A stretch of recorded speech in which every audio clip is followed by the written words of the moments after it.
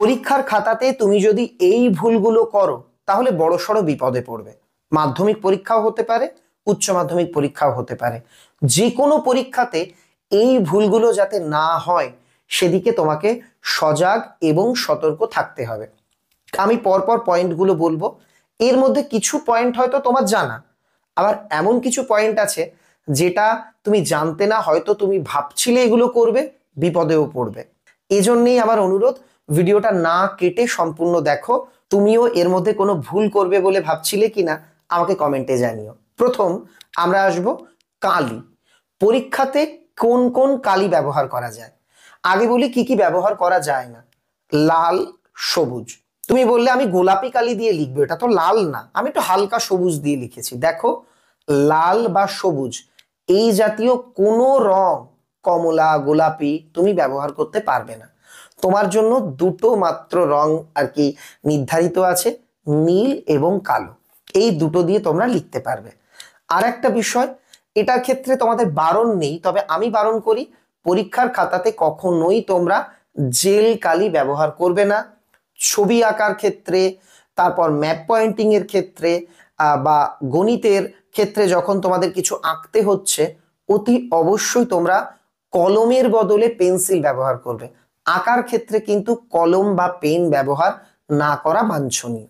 দ্বিতীয়, পরীক্ষার খাতাতে হোয়াইটনার ব্যবহার করবে না। হোয়াইটনার মানে সাদা কালি। আমরা কি করি, জেনারেলি যখন লিখি কিছু ভুল হয়ে গেলে ওর ওপর সাদা কালিটা দিয়ে দিই, কিন্তু পরীক্ষার খাতাতে কোনো মতো তুমি হোয়াইটনার ব্যবহার করতে পারবে না। এবং স্কেচ পেন, এটাও যদি ব্যবহার না করো ভালো হয়, কারণ স্কেচ পেন দিয়ে লিখলে এক পাশে লিখলে অন্য পাশ ভিজে যায়, এটা কিন্তু তোমাকে মাথায় রাখতে হবে। 3 নাম্বার, তোমাদের পরীক্ষার উত্তরপত্রে যখন তোমরা লুজ নিচ্ছ, সেই লুজ বাঁধবার জন্য তোমাদের সুতো দেওয়া হয়। তুমি ভাবলে আমি বাড়ি থেকে একটা স্টাপেল নিয়ে গিয়ে পিন করে দেব, এটাও করা চলবে না।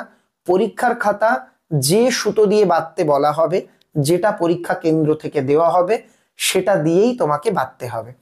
দ্বিতীয় টিপস, পরীক্ষার খাতাতে কখনোই কোনো রাজনৈতিক দলের স্লোগান বা অশ্লীল কথা মানে গালিগালাজ এগুলো লেখা চলবে না।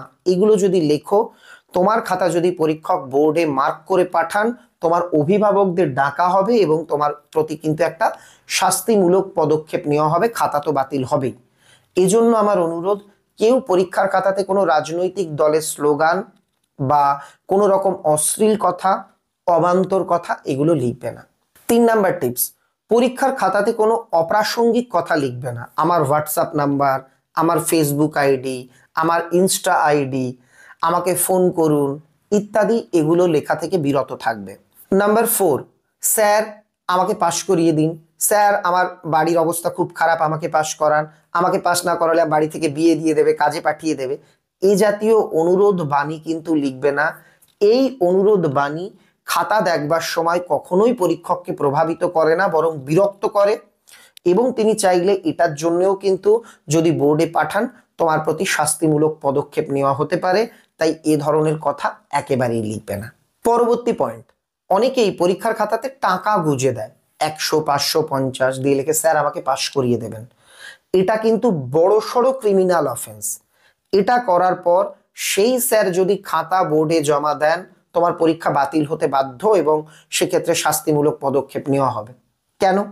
তোমার কি মনে হয় স্যারেরা যারা পরিশ্রম করে পড়ান তারা নিঃসন্দেহে মাস গেলে একটা মাইনে পান, এবং সেই স্যার তোমার ওই 50 টাকা নিয়ে একটা অনৈতিক কাজ করবেন এটা ভেবে তুমি টাকা গুঁজেছো, এটা স্যারের আত্মসম্মানকে অবশ্যই ধাক্কা দেবে।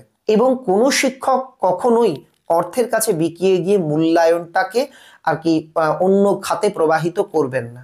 এজন্য আমার অনুরোধ, এই কাজটা থেকেও কিন্তু তোমাদের বিরত থাকতে হবে। নেক্সট পয়েন্ট, অনেকে কি লিখবে বুঝতে পারছে না, ওই পরীক্ষার খাতায় বসে গান টান লিখে আসে, খাতা ভরে এমনি যা মনে আসলো। এগুলো করবে না। যে প্রশ্নগুলো আগে কখনো শুনেছো ওই প্রসঙ্গে যা মনে আসে, খাতা ফাঁকা রাখবে না, যা মনে আসছে লিখবে। এমসিকিউ মনে না পড়লে আন্দাজে টিক দিয়ে আসবে, কিন্তু খাতাটাকে চেষ্টা করবে ভরানোর, খাতা ফাঁকা রেখে এসো না। এবারের যে পয়েন্টটার কথা আমি বলবো, এটা ক্রিমিনাল অফেন্স নয়, এটা আমার অনুরোধ। তোমরা পরীক্ষার খাতাতে অনেকেই শুরুতে লেখো ওং সরস্বত্যই নমঃ, জয় শ্রীরাম, কেউ লিখলে 7, 8, 6, কেউ একটা ক্রুশ আঁকলে। নিঃসন্দেহে আমাদের ধর্মীয় যে ভাবাবেগ সেটা আমাদের প্রত্যেকের কাছে সম্মানের, প্রত্যেকের কাছে মূল্যবান, সেটা হৃদয়ে থাকুক, পরীক্ষার খাতাতে নয়। আমি একটা উদাহরণ দিচ্ছি, আমি বিশ্বাস করি এমনটা হয় না, তবু আমি বলছি একটা সম্ভাবনার কথা।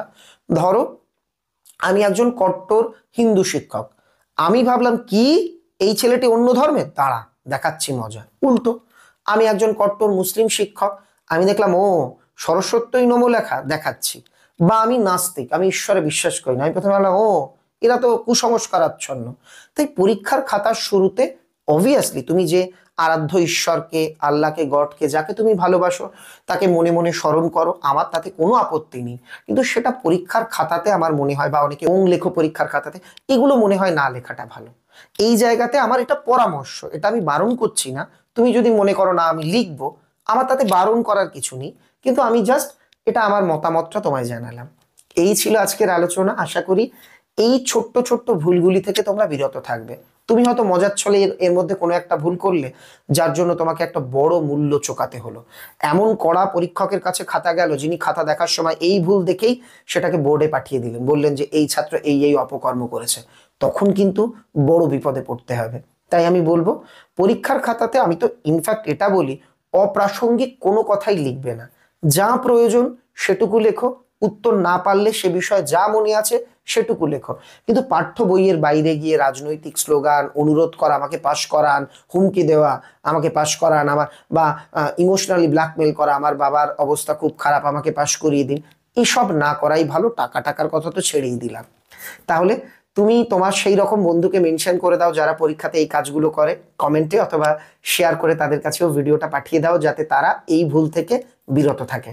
সবার জন্য অনেক অনেক শুভেচ্ছা।